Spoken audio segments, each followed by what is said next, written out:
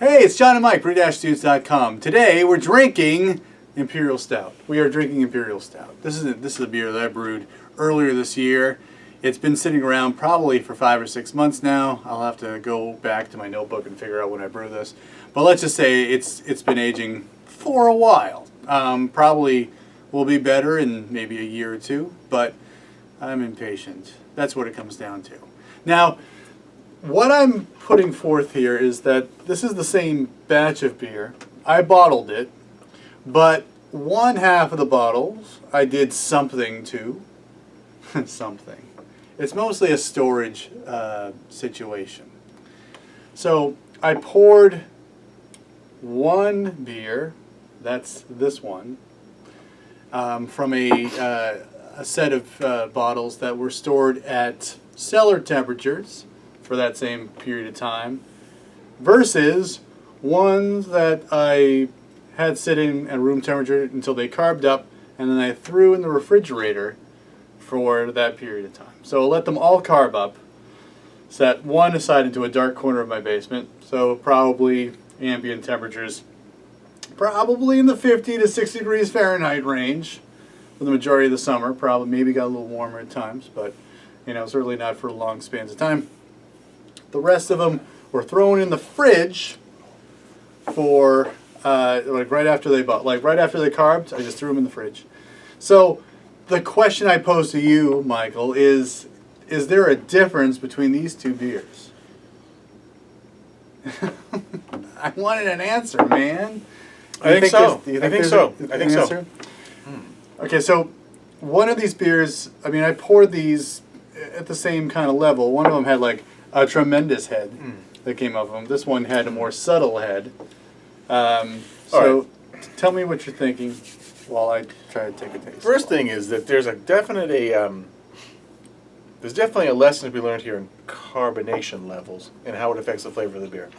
Yeah. So that caveat might be driving what I think the differences are. As it sits here and airs out as we go along, maybe they'll change it a little bit, and I'll agitate them thusly. This one, I think, is a little bit more chocolatey. Yeah. It's a little bit smoother. There's some harsher edges on this one. There's almost like a mineral quality to it. It's a little bit harsher, although flavor-wise, though, however, this one, I think this one's flavor is more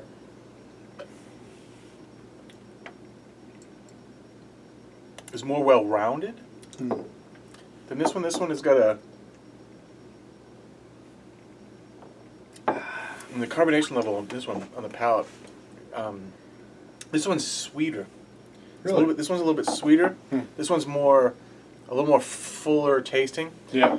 They're both boozy. I mean, they're both not super strongly boozy, but they're boozy. Yeah. From an Imperial Stout standpoint. There's a lot of roast. I think in this one I got more of like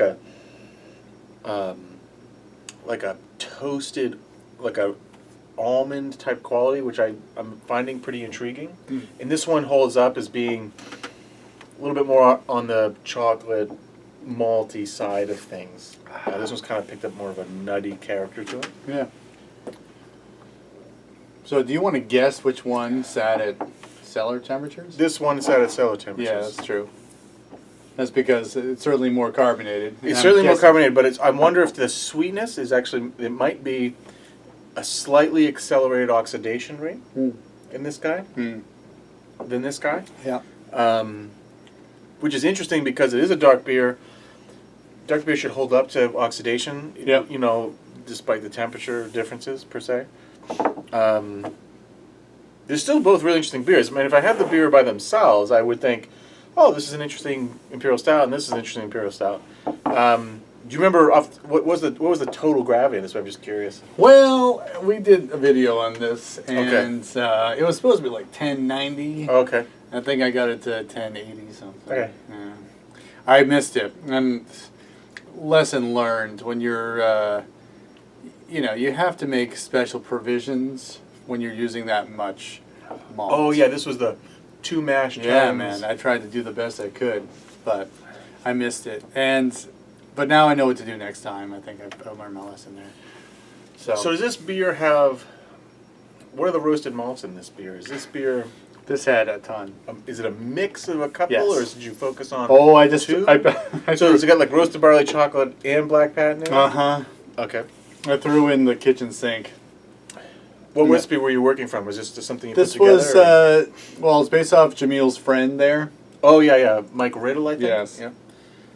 And he actually had, and this is why I Yeah, doesn't he make some sort of comment in yes. there? He Okay. said that store this beer for 1 to 3 years at 40 degrees Fahrenheit. Yes, because we all have a separate refrigeration unit that we can. Well, I do, but I No, don't but know. but you know what? If you were a serious yeah, like Imperial Stout brewer, Yeah. like if this was your passion, yeah, I could definitely see having a whole separate fridge, even a small like one of those like Yeah. a dorm fridge, Yeah. medium-sized dorm just fridge, for this. just for this type Storage, of thing. And just or get friendly with like your local brewer and say, hey, can I put this case in your cold room for a year?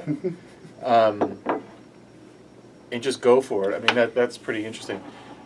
So that's that. So the original question was, is there a difference between these two beers? Your answer is Yes. yes. Now you guess which one's which. You guessed correctly. Which one do you prefer? Yes, that's a yes. That's not a yes or no answer to that question. I think it's. I'm going to say I prefer Me too. this one. Yep. However, the aroma on this one, I think I enjoy a little bit more. Hmm. Oh, this one's got more coffee notes, Mm-hmm. which I am not a fan of coffee. I know you. Now it's warmed up a little bit, a little more coffee. But to this it, has caramel. more body to it, and I think that's what I like. I think that. Yeah. So the other thing. So you think this one's just slowly? What was the yeast in this? Do you remember? I don't remember. I'm so sorry. If it's because like White Labs 001 Yeah. has a tendency to just keep doing its thing. it is a super attenuator. It just sometimes takes time. So this guy sitting at a slightly warmer temperature for 5 months, you could be just getting a little bit, which is why it was more carbonated, and it just kind of chugging along a little bit, which is kind of thinned it out. Although I did say this one tastes a little sweeter. I'm talking just body. Mhm. You know this has. That's why that's exactly what I want to taste. So. Yeah.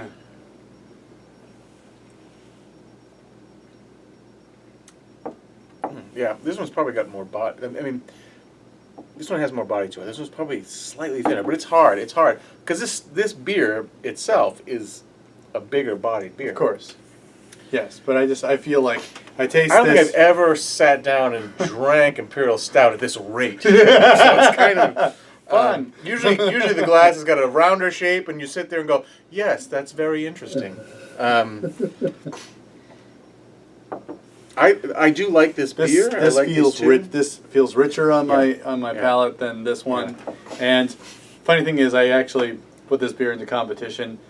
Tasted this. Did you put them both in, or just the one? No, just the one. And I decided that the one that sat at refrigerator temperatures after it carbonated was the one I was going to put into competition. So this is a 5-gallon batch. This is a 5-gallon batch. And we did what, 22-ounce bottles? Yes, we did. So you've got and a couple of 12-ounces. Okay, which so you've were in got the competition. Okay, so you've got like 12 of these. Well, you got like 11 of these now and 11 of these now. It'll be interesting to see. I would definitely today grab 2 of each and like put them away. Yeah. Where it's hard to get to them, just so you don't. Because I think it'd be cool to see what this is going to be like in a year or so. Well, to be honest, the main boxes are still in their places. So half of it's still. Okay. So I don't know if we want to continue to go down this road.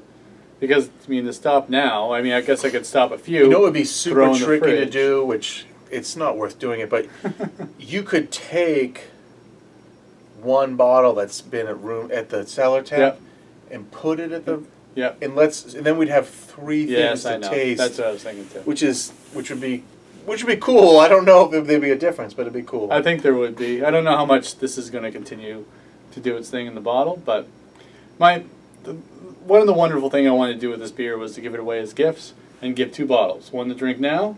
One to drink later. And you age this, put this somewhere safe. Yeah. And then have it at some later time when you find it. That sort of thing. I'm intrigued by this style. I've been thinking lately too about doing a big stout, and I've got a roasted malt thing coming up that we're gonna do. But I want to do one of these too. I want to do like a party guy. I want to try to do like a table stout after the main stout. Sure. And the main reason because I like that idea of these beers are great to lend themselves to that idea of, all right, I brewed this beer and we're drinking some of it, but there's a bunch of it that we're holding. Yes. And hopefully it's going to get better, and we'll celebrate with that on another date. Yep. You know what I mean? Yep. Like to brew an Imperial Stout now, and then drink it New Year's 2016. Yeah. I think is cool. And it's one of the things as homebrewers that we don't allow ourselves to do because we tend to drink the beer, or our batches are sort of small, but it's something you can do. Same thing with barley wine too. We've talked about that. We've never done barley wine, but it's something that I want to do too. And I'm a big English ale brewer, so to party guile from a barley wine would be fun too. Make a bitter. Yep.